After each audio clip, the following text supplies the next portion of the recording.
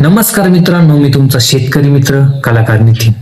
तर मित्रांनो, मला कधी कधी असा प्रश्न पडतो का सोबतही काही घेऊन आला नाही आणि घेऊन पण जाणार नाही, तर हा जो मधला प्रवासी धावपळीचं जीवन आहे, तर हे कशासाठी करतोय आपण नेमकं, ते पण म्हणजे खूप मोठा प्रश्न आहे हा. तर असं आहे का कोणी का यार एवढे वर्ष जगलं, एवढे दिवस जगलं आणि आता पेंडकं बांधून घेऊन जाणार, किती पैसा कमवा तुम्ही आणि शेवट जाताना तिथंच जायचंय. पहिली आंघोळही आपल्या हाताने नाही, शेवटची आंघोळ आपल्या हाताने नाही, आणि ही जे धावपळे हे माझं ते माझं असं करता करता माणसाचं पूर्ण आयुष्य संपून जातं. मग मला एकच म्हणायचंय का तुम्ही पैसा कमवा, सगळ्या काही गोष्टी करा, पण एक तुम्ही जगता जगता पैसे कमवा. पैसे कमावता कमावता नका जगू. आणि एक स्वतःसाठी काय केलं, तुम्ही स्वतःसाठी काय करू राहिले, ही खूप महत्वाची गोष्ट आहे.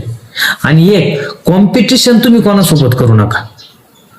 यानं गाडी घेतली मग मला घ्यायची, यानं बांगला बांधला म्हणून मला बांधायचा. अरे बांगल्यावाला तिथंच जळणार आहे. ज्याच्याकडे 4 व्हीलर आहे, 50 लाखाची गाडी आहे, कोटीच्या इस्टेटीचा मालक जरी असला तर त्याला तिथंच आहे, त्याचं मरण तिथंच आहे.